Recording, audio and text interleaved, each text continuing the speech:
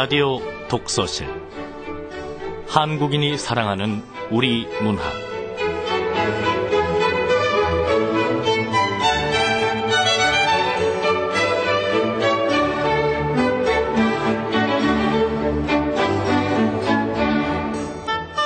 안녕하세요. 아나운서 김경란입니다.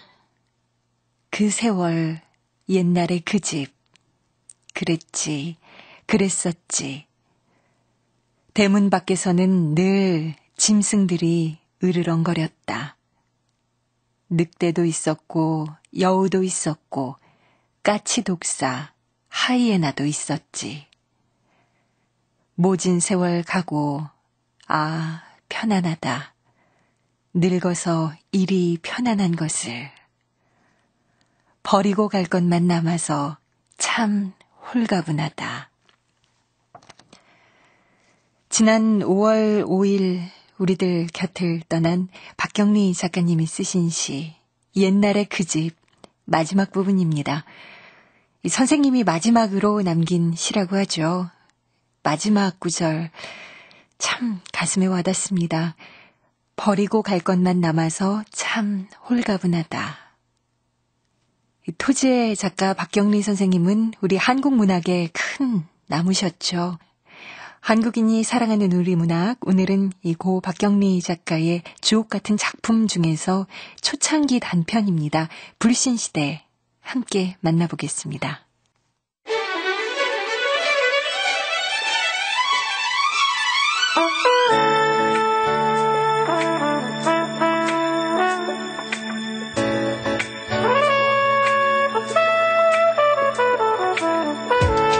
소리로 만나는 책 라디오 독서실. 한국인이 사랑하는 우리 문학을 김경란 아나운서와 함께 만나봅니다.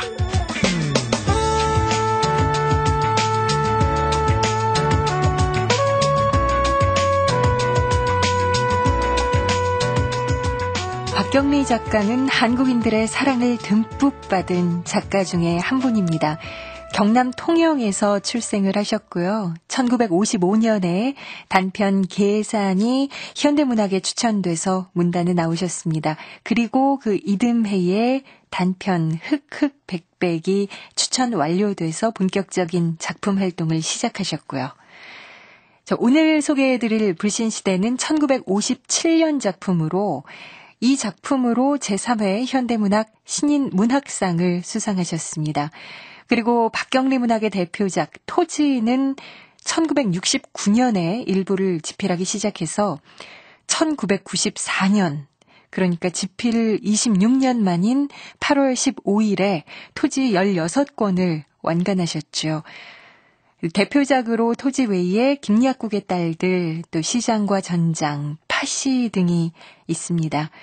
박경리 작가님을 좋아하고 아끼는 마음은 지금 이 방송을 함께하는 여러분들도 비슷할 텐데요. 자, 그럼 지금부터 박경리 작가의 초기 단편 중에서 대표작이라고 할 수 있죠. 불신시대 함께 만나보겠습니다.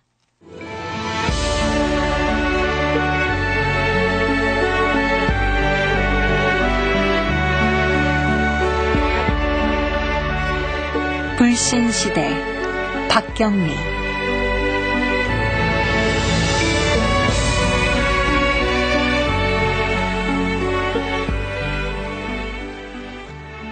(9.28) 수복전야에 진영의 남편은 폭사했다.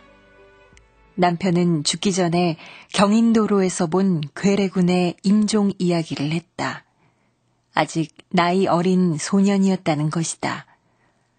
그 소년병은 가로수 밑에 쓰러져 있었는데 폭풍으로 터져나온 내장에 피비린내를 맡은 파리떼들이 아귀처럼 덤벼들고 있더라는 것이다. 소년병은 물 한 모금 달라고 애걸을 하면서도 꿈결처럼 어머니를 부르더라는 것이다. 그것을 본 행인 한 사람이 노상에 굴러있는 수박 한 덩이를 돌로 짜게서 그 소년에게 주었더니 채 그것을 먹지도 못하고 숨이 지더라는 것이다. 남편은 마치 자신의 죽음의 예고처럼 그런 이야기를 한 수시간 후에 폭사하고 만 것이다. 악몽과 같은 전쟁이 끝났다. 진영은 아들 문수의 손을 잡고 황폐한 서울로 돌아왔다. 문수가 자라서 9살이 된 초여름, 진영은 내장이 터져서 파리가 엉겨붙은 소년병을 꿈에 보았다. 마치 죽음의 예고처럼 다음 날 문수는 죽어버린 것이다. 비가 내리는 밤이었다.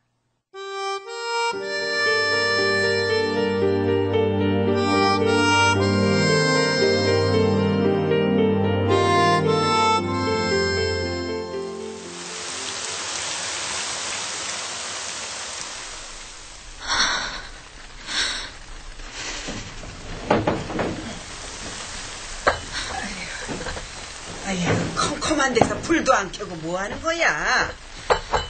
정신 좀 차려. 산 사람은 살아야지. 거긴 정신 나간 게 당연하지.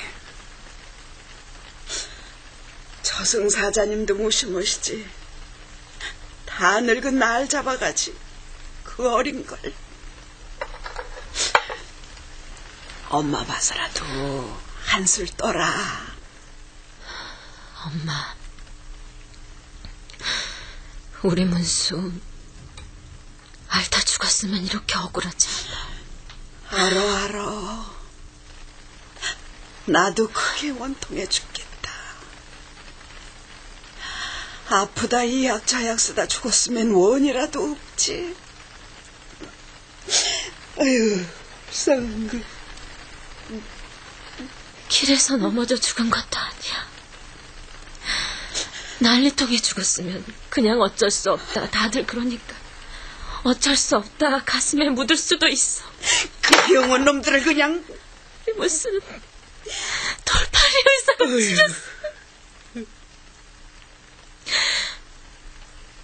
사람 뇌수술을 하는데 맞지도 안 하고 그냥 열었어. 우리 문수 얼마나 아프고 무서웠을까. 뇌수술을 하는데 어떻게 엑스레이도 안 찍어보고 약 하나 없이 애 머리부터 여냐고. 우리 문수 도살장의 망아지처럼 죽은 거야. 한 달 됐으니까 하늘에서 우릴 보고 있겠지. 지금이라도 외할머니 하면서 들어올 것만 같은데.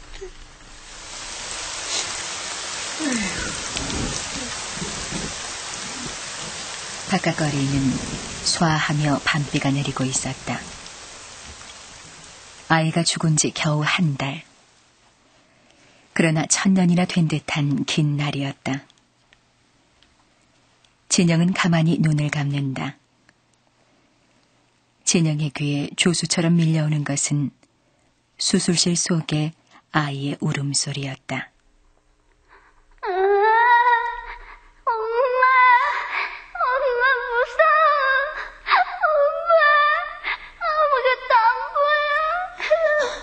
문수야, 너 왜 여기 있어? 붕대는 왜 감고 있는 거야? 엄마, 이 붕대 좀 풀어줘, 엄마. 알았어. 조금만 기다려. 엄마가 붕대 풀어줄게. 왜 이래? 왜 안 되는 거야, 이거? 제발. 엄마, 빨리. 붕대 풀어줘, 제발. 붕대가 안 풀어져. 왜 이래, 이거? 문수야! 문수야! 아유, 왜 그래? 또 꿈꾼 거야? 예. 주무세요.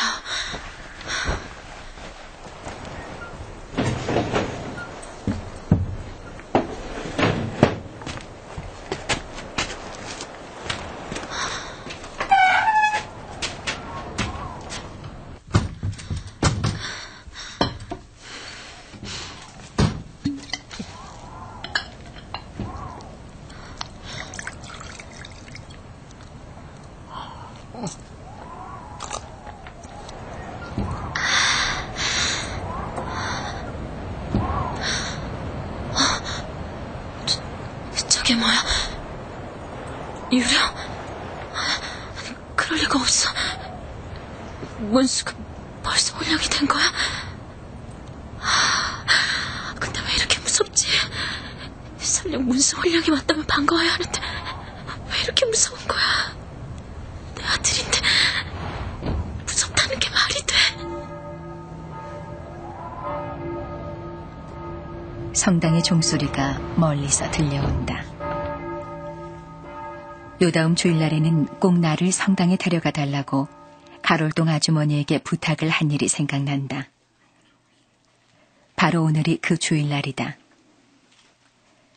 가롤동 아주머니는 약속한 대로 8시가 못 되어서 왔다. 세 사람은 거리로 나왔다. 아침이라 가로수가 서늘했다. 본시 불교도인 어머니는 성당으로 가는 것이 마음에 꺼렸으나 그러나 아무래도 좋았다. 그들이 성당 앞까지 왔을 때 은행나무에 자잘한 햇빛이 부서지고 있었다.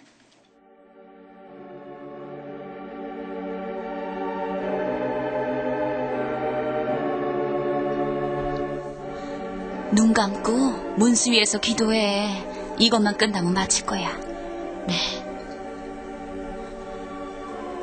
문수야, 엄마, 너 천당 갔니? 너 천당에서 잘 놀라고. 엄마 성당 왔다. 천주님이라는 분한테 부탁하러 왔어. 우리 문수 잘 부탁한다고. 엄마 잘했지? 꽃동산에서 잘 놀아 우리 아들.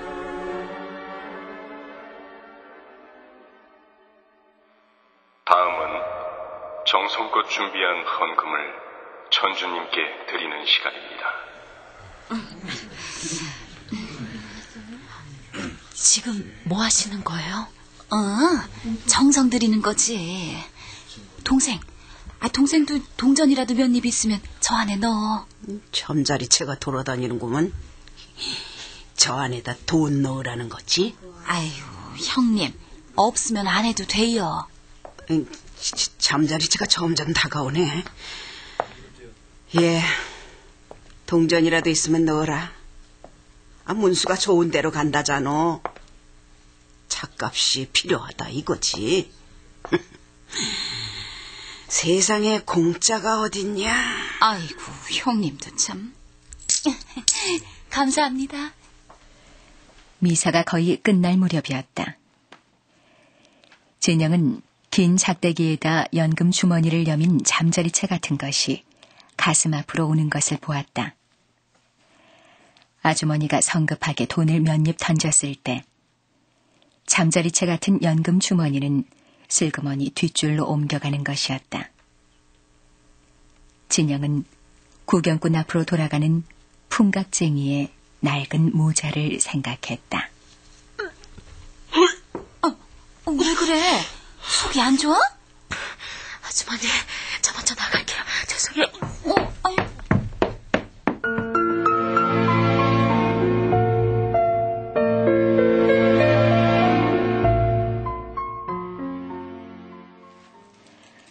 아침부터 진영은 마루 끝에 멍하니 앉아 있었다.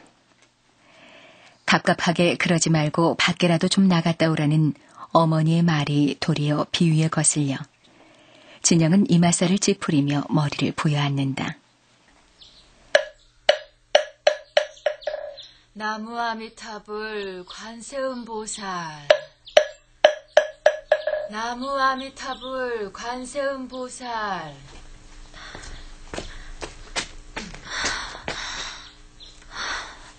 스님이 무슨 일로?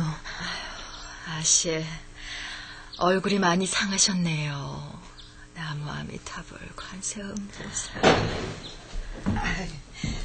아니, 난 또 누구라고. 마나님. 아이고, 이날까지 부처님 섬기고 잘 살 적에는 절마다 불을 켰건만 무슨 소용이 있습니까? 공든 탑이 무너지지 않는다는 말도 다 헛말입니다, 스님. 손주 얘기 말이군요. 네, 그래요. 내가 자식들 잘 되라고 절에다 공들인 게 얼만데 금쪽 같은 사위도 부족해서 우리 손주까지 데려가다니. 아이고, 부처님도 무심하시지. 딱하기도 해라. 그러게 말이요. 나무아미타불 관세음보살. 난 시주할 마음도 능력도 없소. 그게 마나님, 시주하십사고 온 게 아니라 행여 쌀을 살려나 해서 아주 무거워서요. 쌀을 사다니요? 아이고, 무거워서 어디 가져갈 수가 있어야지요. 좀 짐을 덜고 가려고요. 그러니까 스님이 시주받은 쌀을 사달라. 예, 마나님. 무거워서 지고 다닐 수가 있어야지요. 그럽시다. 우리도 대쌀을 팔아먹으니 기왕이면 사죠. 되나 후이 주세요. 아유, 그러면요. 쌀자루 주세요, 마나님. 제가 가져올게요. 쌀 좀 봅시다. 아유, 쌀은 좋아요. 보나 마나예요. 뒷박 좀 퍼보시오, 스님. 안 돼요. 아이, 스님. 속이 좀 올려놓으시오. 돼가 그래서야. 아이, 마나님도 이만하면 후한 거죠. 여기 쌀자루요. 안 돼요. 두 대요. 아유, 참, 스님. 아이, 후하게 주신다면서요. 아이고, 마나님. 그러시면 안 됩니다. 세 대요. 아이고, 참. 중은 바랑을 끌어놓고 쌀을 되기 시작한다. 어머니는 몹시 쌀대가 야위다고 보채고 중은 뒷박 위에다 쌀을 집어넣는 어머니의 팔을 때밀며 그러지 말라고 한다. 그러면서도 그럭저럭 거래는 끝난 모양이다. 스님, 요즘은 어느 절에 계신가요? 예. 네. 예, 맞네요. 네. 바로 학교 뒤에 있는 절입니다. 학교 뒤라면 쌀을 팔고 갈 정도로 먼 곳은 아니잖아? 예. 그럼 이만 소승은 물러갑니다. 나무아미타불 관세음보살. 뭐? 무거워서 들고 갈 수가 없어? 엎어지면 코 닿을 곳인데?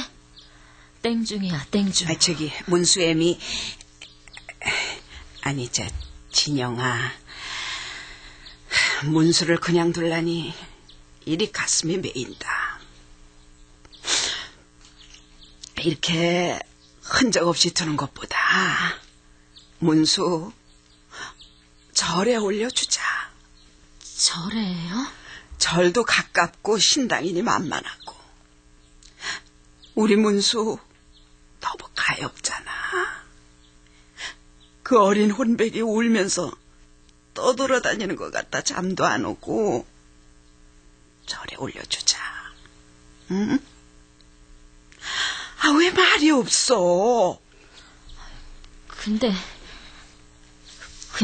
왜 그리 중을 장사꾼으로 대접했어요? 아이 부탁할 생각을 했으면서. 어따 이 별소리를 다 하네. 공은 공이고 신은 신이지. 거기야 뭐 휘주받은 쌀 팔고 가는 그게 진짜 중인가 뭐. 가짜 중? 그럼 가짜 중 있는 절에 가려고요? 누가 중 보고 절에 가냐? 부처님 보고 가지.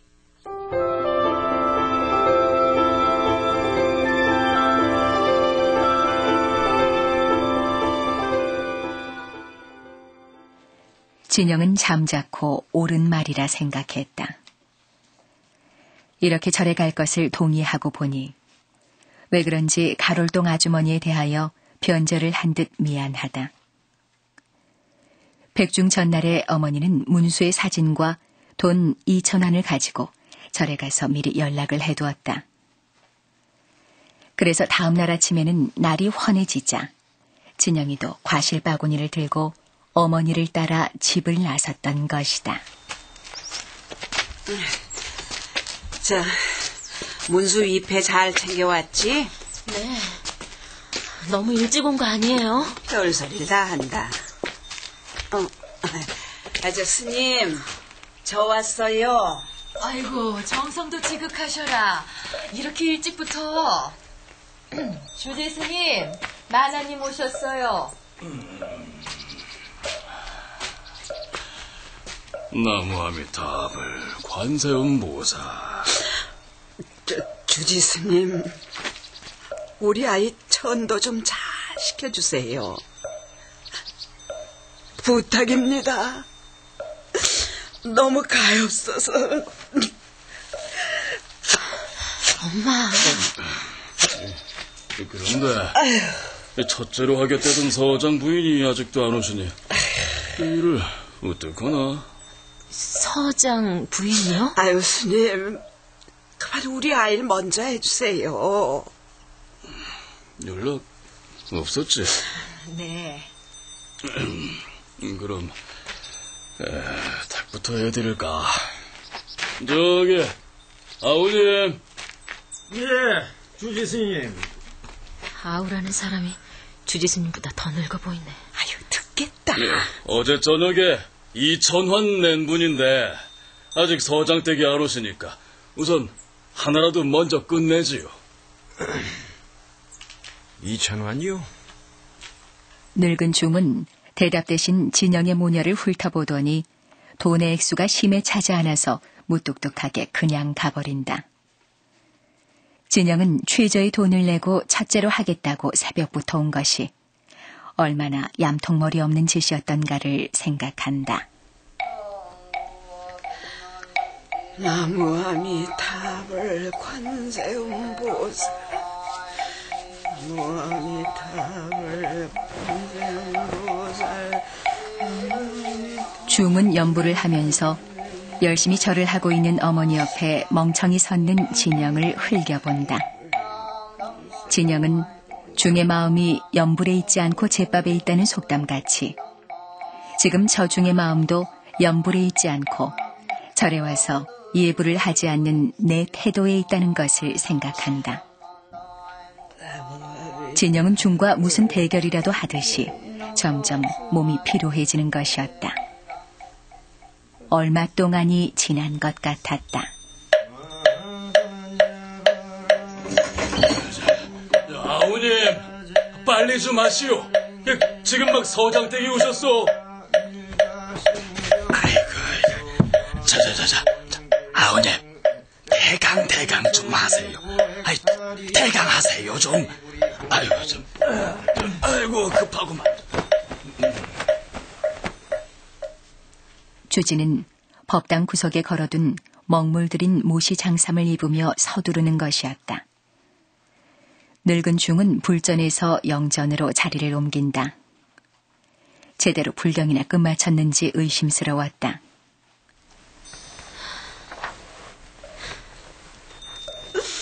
문수야! 많이 먹어라, 많이. 아이고, 불쌍한 내 자식. 아씨, 향을 꽂으세요. 아이고. 문수야, 좋은 데서 기다려. 아유, 저기 마나님, 그것도 올려놓으셔야지요. 아이고, 내 정신 좀 봐. 우리 문수, 이거 노자 삼아 좋은 데로 가거라. 응? 아이고, 불쌍한. 영가 노자가 너무 적네요. 아이고. 아유, 이 세상이나 저 세상이나 그저 돈이 있어야지 동무하고 쓰고 놀다가 돌아가지 않겠어요. 뭐라고요? 진영은 머릿속에 피가 꽉 차오는 것을 느낀다. 물론 처음부터 거래였다. 그렇다면 화폐의 액수에 따라 문수에 대한 추모의 정이 계산된단 말인가? 진영은 발딱 일어선다. 어머니, 그만 갑시다. 아침 먹고 가라고 했는데. 그냥 가요.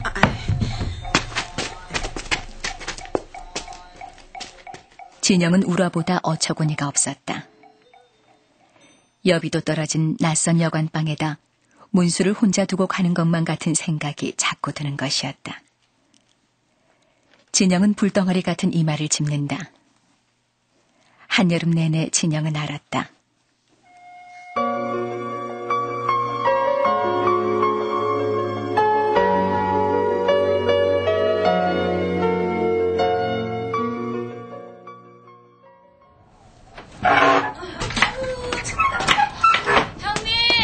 형님 저 왔어요. 왔어. 감기 걸렸어요? 굉장히 아프다더니. 오셨어요?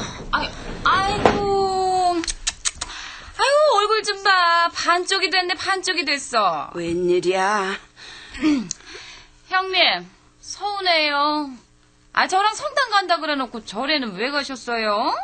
우상숭배라고요, 우상숭배. 어느 건 우상 아닌가요? 뭐라고? 우상? 아니에요. 성당 안 가고 절에 갔다고 따지려고 온 거야? 아니요. 그럴 리가 있어요. 진영이 갯돈, 나머지 원금 가져왔어요. 자, 헤아려봐. 지난번에 다 주고 마지막 남은 10,000원. 고마워요. 고맙긴. 네 돈 네가 받는 건데. 에휴, 그나저나 형님. 돈 없으니까 사람들이 어찌나 우습게 보는지. 사람은 그저 돈이 있어야 돼요. 오죽하면 옛날 속담에 자식 앞세우고 가면 배가 고파도 돈을 지니고 가면 든든하다고 안 하던가. 아이고, 참.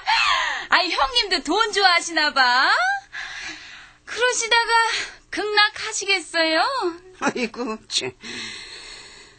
이게 내일 모레가 설날인데 절에도 돈 좀 보내야 할 텐데. 아이고, 형님 내가 무슨 걱정이에요? 진영이가 취직해서 돈 벌면 되잖아요. 취직이 뭐 쉽나요? 그래도 많이 배웠잖아. 암튼 돈을 벌어야 해. 돈이 제일이야. 세상이 그런걸. 전 일이 있어서 이만 가볼게요. 벌써 가려고? 그럼 살펴가. 예, 형님. 에휴, 모레가 명절인데 절에도 돈 1,000환이나 보내야 되겠는데. 돈 얘기 좀 그만해요. 이거 사. 모르는 소리 하지 말어. 귀신이나 사람이나 매한가지야. 남들은 다 제 몫을 먹는데 우리 문수만 손가락 물고 지엠이 기다릴 거다. 자요, 자. 다 말고 1,000환만 줘. 너 가기 싫으면 나 혼자 다녀올게.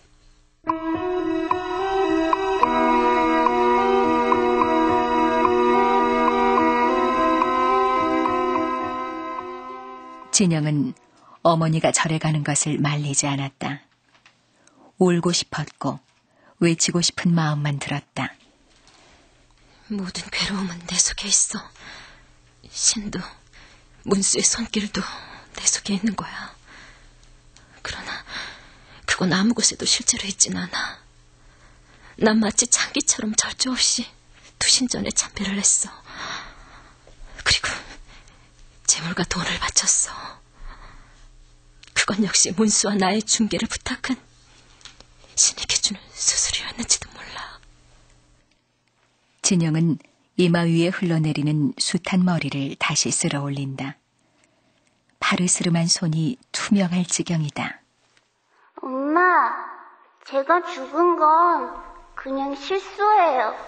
아니야, 의사가 죽인 거야. 인간은 누구나 나이 들면 죽어요. 물론 죽지. 그렇지만 도살장의 망아지처럼. 그건 아니야. 문수야, 나 사람들이 밉다. 엄마는 신을 찾았잖아요. 아니, 신은 없어. 아니야, 있는지도 없는지도 모르는 신을 왜 생각해? 신은 없다고 하고서. 아니야, 신은 있어. 아니, 없어. 그건 모르겠다. 그냥 난 사람들이 미워. 그래서 반항을 할 거야. 모든 약탈적인 살인자를 저주할 거라고. 엄마. 문수야, 가지 마. 제발 가지 마. 문수야. 진영아. 아이고, 얘 정신 좀 차려. 엄마. 아유, 이 식은땀 좀 보게. 정신 좀 차려라. 하루도 넘게 잠을 자더니만, 아이고, 이거 병원에 가봐야 되는 거 아니야? 병원은 싫어요. 엄마, 지금 낮이에요? 그래, 한낮이다. 저기 엄마, 나 좀 다녀올 데가 있어서요. 아니, 그 몸을 해가지고 어딜 가려고? 꼭 가야 돼. 자, 갔다 올게요. 아유, 저런.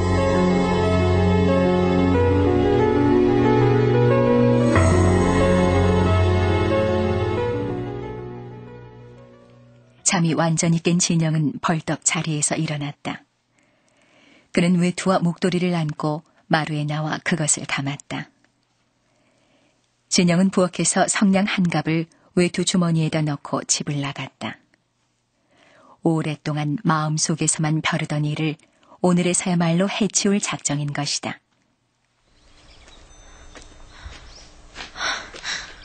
저주는?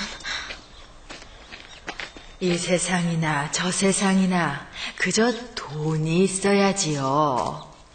그래, 바로 그렇게 말하던 중이야. 저기요, 저희가 이번에 시골로 가거든요. 아이 사진하고 위패를 가지러 왔어요. 아, 누구? 아, 그 아이? 네, 아이 사진하고 위패를 가지러 왔어요. 이사를 하신다고요? 아이, 그럼 어떠? 그냥 두구려. 명절에 우편으로라도 잊어버리지 말고 노자를 보내면 되지. 참견할 거 없어요. 사진이나 빨리 주세요. 아, 뭐 그럼 그러시든지. 뭐라고 중얼거리는 거야. 달라면 줄 것이지. 내 아들인데. 이거예요? 네. 인사도 안 하고 묻혀. 하여간, 아이고, 요즘 젊은 것들은 예의가 없어요, 예의가. 진영은 인사말 한마디 없이 절문 밖으로 걸어나간다. 화가 난 중은 진영의 뒷모습을 꼬누어 보다가 중얼중얼 시부렁거리며 뒷산으로 간다. 진영은 중에게 화를 낸 것은 아니었다. 다만 진영으로서는 빨리 사진을 받아가지고 절문 밖으로 나가고 싶었던 것이었다. 그래서 초조했던 것이다.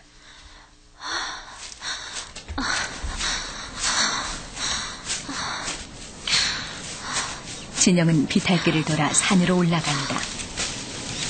올라가면서 진영은 이리저리 기웃거린다.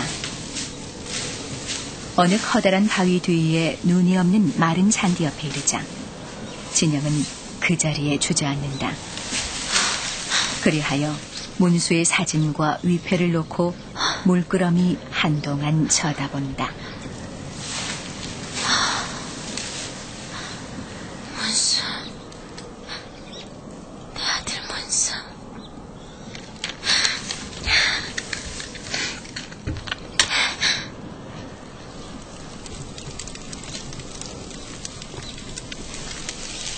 위패는 이내 사르어졌다. 그러나 사진은 타다 말고 불꽃이 잦아진다.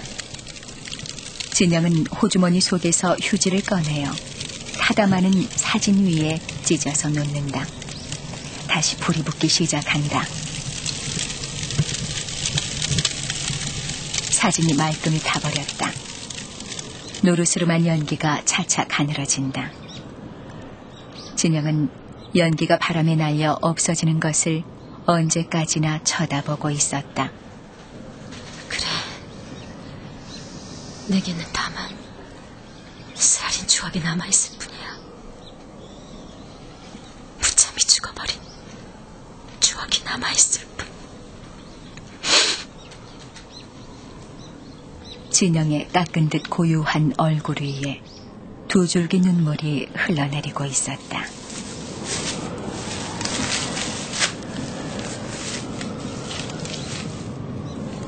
겨울하늘은 매몰스럽게도 맑다. 참나무 가지에 얹힌 눈이 바람을 타고 진영의 외투깃에 날아내리고 있었다. 그래, 나한텐 아직 생명이 남아있었지. 한거할 수 있는 생명이.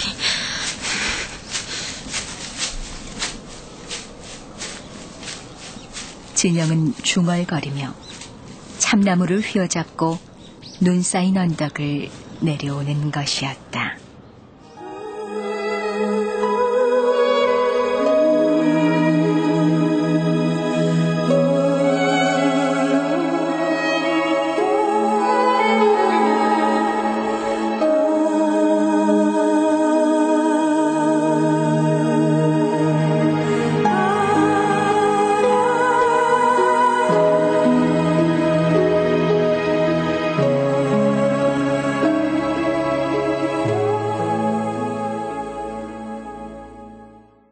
박경리 작가의 불신시대 만나보셨는데요.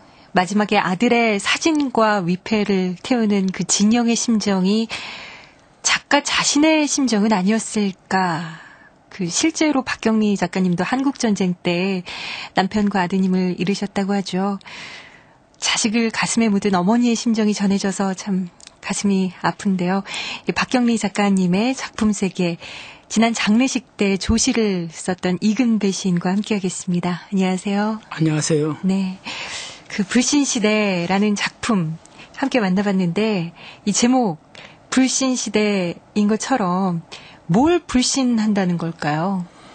박경리 선생님이 6.25라고 하는 참극을 겪으셨죠. 우리 민족 누구나 다 참극이지만 박경리 선생님 자신의 개인사적으로 남편과 아들을 잃는 그런 정말 혹독한 체험을 하신 것이고, 또 그 시대 상황이라고 하는 것은 뭐 토지 같은 작품에서도 말해주지만 모든 가치관이나 사회 제도나 인간성이나 이런 것들이 모두 붕괴되고 일제강점기를 겪고 또 6.25 전쟁을 겪으면서 그러는 사이에서 우리는 정말 누구도 믿을 수 없는, 그러니까 그동안 우리는 이렇게 인간이 이렇게 살아오면서 뭔가 신뢰가 있지 않습니까? 가족 간의 신뢰, 친구와의 신뢰, 또 정치나 정부나 무슨 사회와의 신뢰도 이런 거를 가지고 우리가 살으니까 편안히 사는 것이지, 그런 게 무너진다면 정말 한시도 우리가 마음을 놓을 수가 없는 것이죠. 그렇죠. 그런데 그러한 말하자면 일제강점기라든지 전쟁 이런 걸 넘어오면서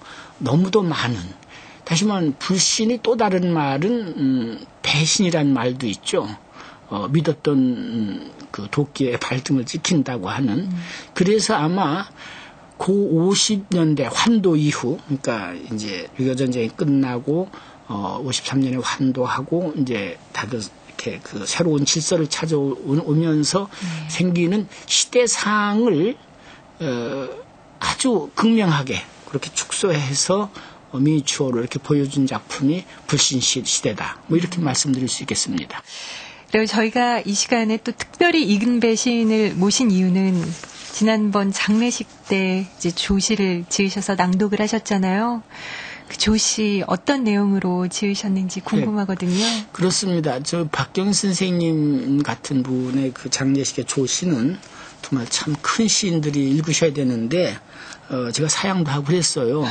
그런데 어떻게 제가 장례위원이라고 불려나간 자리에서 또 그때만 하더라도 급박한 때가 있었어요. 좀 더 제가 4월 24일 날 임종을 23일 날 밤에 임종하실 것 같다. 라는 소리 듣고 내일 좀 나와라. 이런 그 부름을 받고 24일 날 가서 병실을 찾아뵈었더니 이미 의식이 없으세요. 그래서 손만 만지고 이제 그냥 나왔는데, 그리고서 이제 우리가 그럼 내일인지 모레인지 모르는데 어쨌든 장례 절차 준비를 하자. 그래서 이제 조사는 박완수 선생님께서 읽으시기로 하고 또 조실, 그런데 그때 제가 다른 분도 추천 이름도 거명하고 했습니다만은 그때 시간이 없다. 이제 빨리 이걸 어떻게 하자 해서 그냥 정말 참 얼떨결에 제가 그렇게 그 명을 받고 그런데 또 많이 회복되신 것 같더라고요. 그런데 어쨌든 뭐 제가 참 과분하게도 선생님의 그 영전에 바치는 시를 써서 개인으로서는 영광이기도 하고 또 선생님께는 죄송스럽기도 합니다. 네. 조금 소개를 부탁드릴게요. 네, 그 좀 긴데 네. 그 한 중심부만 읽겠습니다. 장편 소설로 한국 문학의 새 경제를 개척한 김약국의 딸들, 시장과 전장 등 손수 씨 뿌리고 꽃 피우고 열매 거두신 문학의 대산맥을 어찌다 짚어보겠으며 누가 그 봉우리 하나인들 오를 수 있겠습니까? 저 글쓰기는커녕 숨쉬기도 가빴던 1969년부터 1994년까지 사반세기의 긴 시간을 수인처럼 스스로 갇혀서 피같은 먹물을 찍어 써내신 1천만 글자의 토지 오부작은 민족사의 대서사시이며 인류가 일찍이 읽지 못한 소설문학의 대경전입니다. 그렇습니다. 토지는 우리 역사이고 산하이고 결의이고 생명이고 평화이고 자유이고 희망이고 미래입니다. 한 자루의 붓으로 개간하신 그 땅은 오늘뿐 아니라 먼 후대에까지 넉넉하게 배불리 먹을 수 있는 곡식과 과일을 생산해 갈 것입니다. 박경리 선생님, 선생님은 어머니십니다. 흙의 어머니시고 풀과 나무와 새와 물고기와 짐승들이 어머니시고 세상 사람들이 어머니시고 소설이 어머니시고 문학의 어머니십니다. 썩어가는 햇빛과 바람, 흙과 물을 누구보다 먼저 걱정하시며 그것들에게 생명을 되찾아주는, 그래서 사람이 잘 살 수 있는 환경과 생명운동에도 앞장서셨습니다. 네. 참, 지금 일부분만 낭송을 해주셨는데, 사실 전문을 보면 이 시에 정말 선생님께서 느끼시는 박경리 선생님의 모든 것, 그리고 모두가 공감할 수 있는 그런 모든 것들이 담겨 있다라는 느낌이 듭니다. 사실 박경리 선생님께서 타계하셨다는 소식을 들었을 때 우리 국민 모두가 참 안타까워했고 또 슬퍼했고 그랬잖아요. 정말 박경리 선생님은 우리 문학사에 정말 큰 의미가 있으시죠. 그렇습니다. 참 저희가 부족한 글로 몇 자 안 되는 시를 원래 바쳤습니다만은 박경리 선생님의 한 생애, 네. 또 그분이 이룬 그 문학의 엄청난 그 금자탑은 뭐 대산맥이라고 해도 대운하라고 할 수도 있는 그 금자탑은 그렇게 몇 자의 글로 다 이렇게 형용할 수가 없는, 정말 우리 세기에서 우리 시대에서 이분이 아니었으면 어땠을까, 우리 문학이 얼마나 적막했을까 할 만큼 큰 업적을 쌓으셨습니다. 제가 여기서 1천만 글자라고 했는데, 네. 그분이 쓰신 글자의 200자 온 것으로는 3만 1200자가 된다고 그래요. 그런데 저는 그 원고지도 본 일이 있습니다만은 원고지 하나에 빽빽하게 퇴고를 하셨어요. 옆에다 쓰고. 그리고 그 따님인 김영주 씨 얘기 들으면 원고지 한 장을 쓰기 위해서 10장을 버린다고 그럽니다. 우리가 그런 말이 있지 않습니까? 한 마디 말을 하기 위해서 100마디 말을 버리고 한 줄의 글을 쓰기 위해서 10줄의 글을 버린다는데 이분은 그러셨어요. 그리고 이분이 이제 25년 동안 쓰셨습니다. 69년부터 94년까지. 네. 참 그때도 격동기죠. 그때 애부하에 단절하고, 사실 그런 글을 쓰실 창작의 시간을 갖기 위해서는 아무것도 못 하신 겁니다. 남들처럼 어디 여행도 가고 뭐 놀기도 하고 뭐 좀 좋은 일도 있고 사람들도 만나고 세상에 할 일이 많은데 그런 일을 다 접어두시고 오직 앉아서 글만 쓰셨는데, 네. 그 노력을, 그것이, 그리고 또 이제 그래서 대하소설 하지 않습니까? 그럼 대하소설하면 그 사이즈, 길이가 좀 길다. 네. 그건 아닙니다. 가령 저 같은 사람이 30권짜리를 쓴다는데 그게 대하소설이 되겠습니까? 문제는 그 대하라는 말은 아무나 긴 글을 쓴다고 해서 대하가 아니라 거기 담겨져 있는 그 서사가, 그 웅장한 문학적 힘, 민족사의 힘, 이런 것들이 거기에 맹맥히 흐르고 있거든요. 또 이것은 구한 말서부터 45년 해방까지의 48년간의 역사를 쓰신 것이 시간이지만 사실은 그렇지 않습니다. 그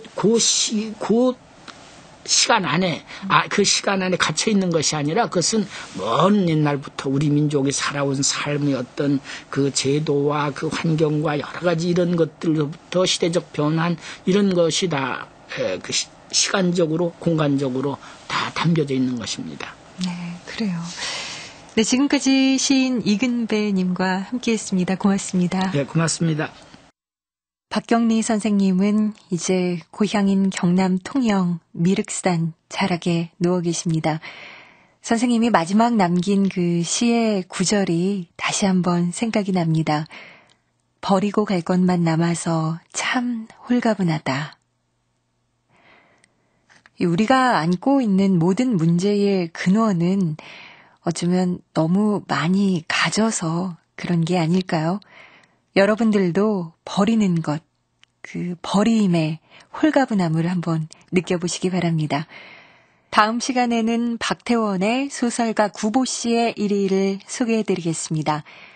지금까지 라디오 독서실, 음악 장순현, 효과 안익수, 노동걸, 김기평, 기술 이흥규, 극본 서현희, 제작 이계창, 진행에는 저 김경란이었습니다.